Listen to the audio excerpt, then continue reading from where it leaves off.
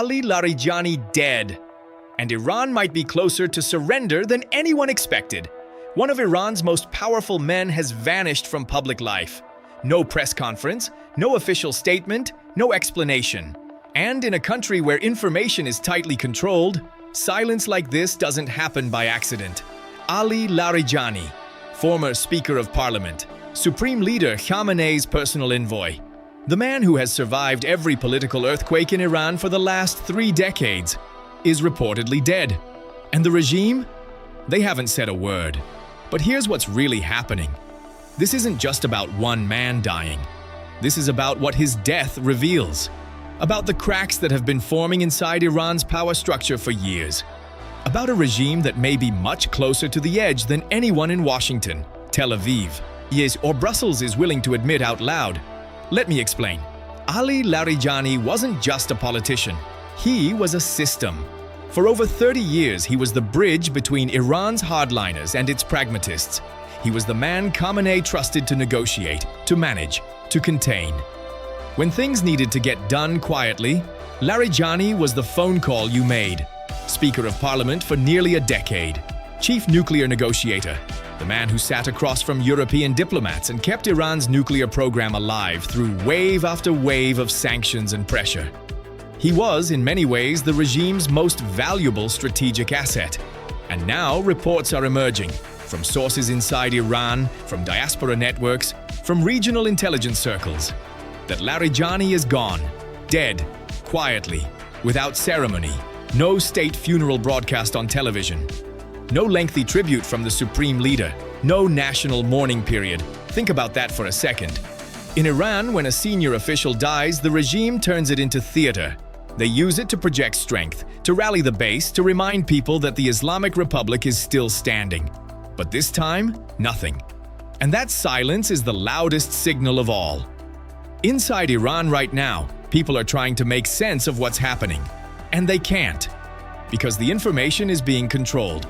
But information always leaks, especially in a country where everyone has a cousin who knows someone in the Revolutionary Guard. Reports suggest that within political circles in Tehran, the mood is described as tense. The kind of tension that builds when people realize the man they thought would always be there isn't anymore. Because here's the thing about Larijani. He wasn't just a bureaucrat, he was a stabilizing force. He was the person hardline factions and relative moderates could both point to and say, he's one of us. Remove that figure, and suddenly the factions that were held in balance start pulling in different directions. And Iran right now cannot afford internal fracture. The economy is already in free fall. The rial has lost staggering value over the past few years. Ordinary Iranians are paying prices for basic goods that have doubled, tripled, in some cases quadrupled. The middle class has been hollowed out. And the streets haven't forgotten 2019. They haven't forgotten 2022. The protests that shook this regime to its core are not ancient history. They are recent memory. Here's what you need to understand about how power actually works in Iran. The Islamic Republic isn't a single entity. It's a coalition, a web of competing interests held together by a shared ideology, and by Khamenei sitting at the top. You have the Revolutionary Guard, the IRGC, which controls massive chunks of the economy, the military, and increasingly the political process itself. You have the clerical establishment in Qom, which provides the theological legitimacy the regime needs to justify its existence. You have the so-called moderates, technocrats, diplomats, pragmatists, who believe Iran can survive and thrive if it engages carefully with the outside world. And then you had Larijani, who somehow moved between all of these worlds, who could walk into a room with hardliners and speak their language, who could sit with European diplomats and be trusted to deliver. He was the translator, the operator, the fixer. When you remove someone like that from the equation, the coalition doesn't just lose a member, it loses the glue. And a coalition without glue starts to come apart. But this didn't start with Larijani's death. This crisis has been building for years. Let's go back. The nuclear deal, the JCPOA, is signed.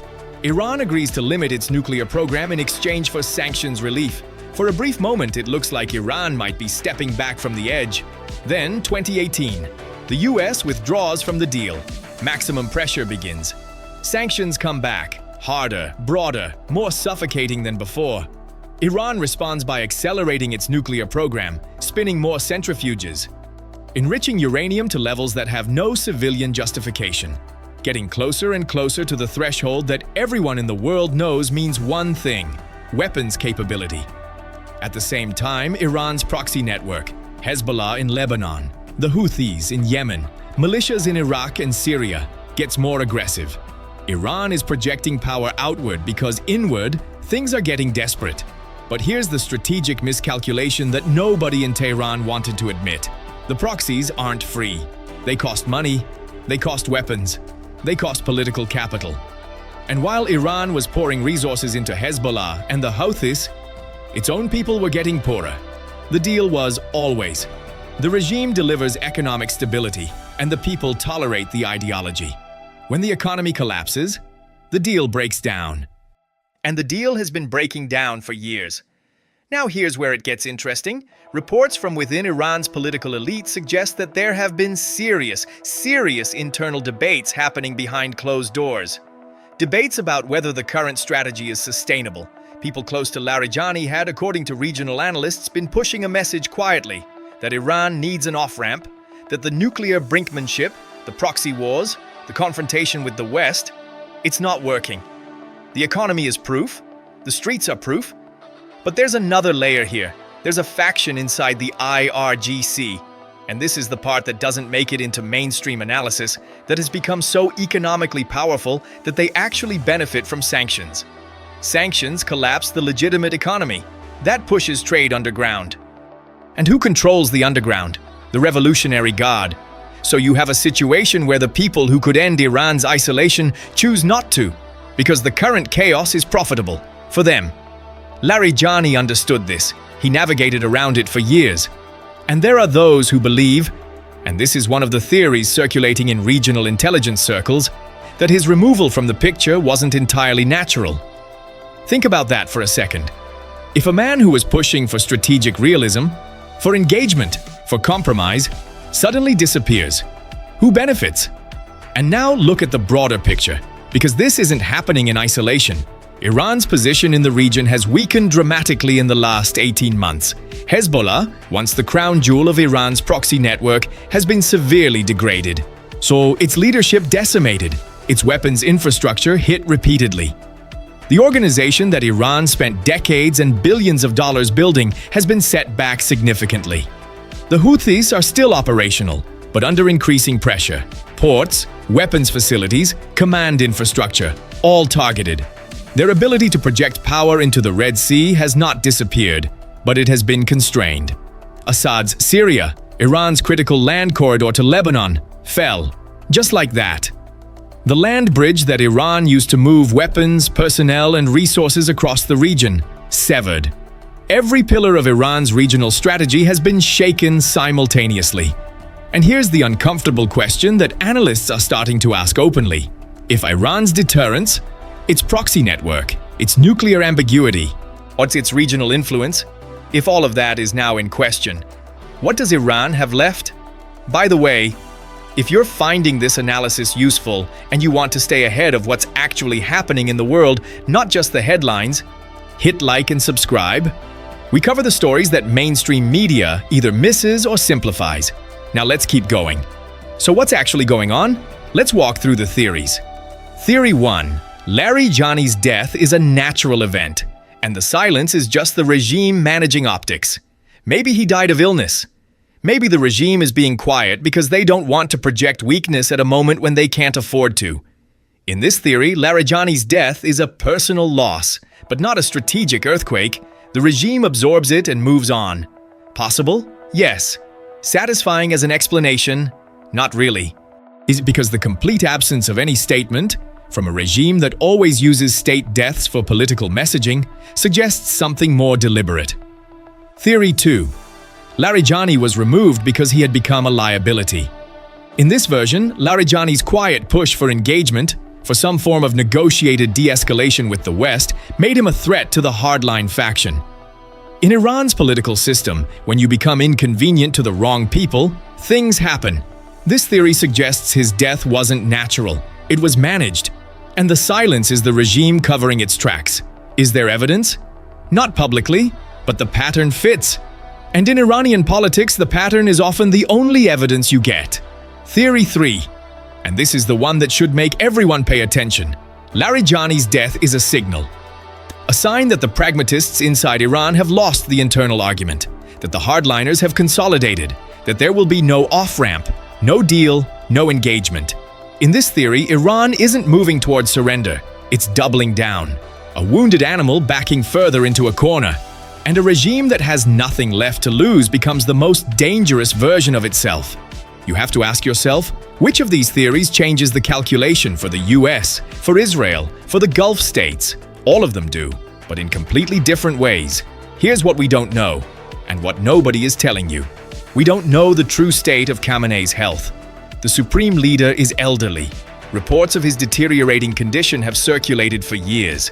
If Khamenei is in worse shape than the regime admits, and then the question of succession, which has always been the ticking time bomb inside Iranian politics, is now live. Right now, in real time. We don't know how fractured the IRGC actually is. There are reports, early indicators, not confirmed, of internal tensions between different IRGC factions over strategy, over who controls what, over what Iran does next. We don't know what's happening in the nuclear program. Iran has enriched uranium to levels close to weapons grade, but whether they've made the political decision to cross the line, to actually build a device, that's the most consequential unknown in global security right now. And we don't know how much longer the Iranian population will stay quiet. Because here's the thing about mass protest movements. They don't announce themselves. They don't send advance notice. They build underground. They build in whispers and frustration and economic desperation. And then one day, one incident, one spark, and they erupt. It happened in 2019. It happened again in 2022. The regime survived both times. Will it survive a third time, with a weakened proxy network, with a fractured leadership, with an economy that has no floor?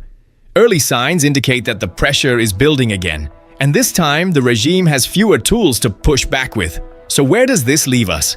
Larijani is gone. The man who served as the regime's operator, its fixer, its strategic translator, gone. And the silence around his death tells you more than any official statement ever could.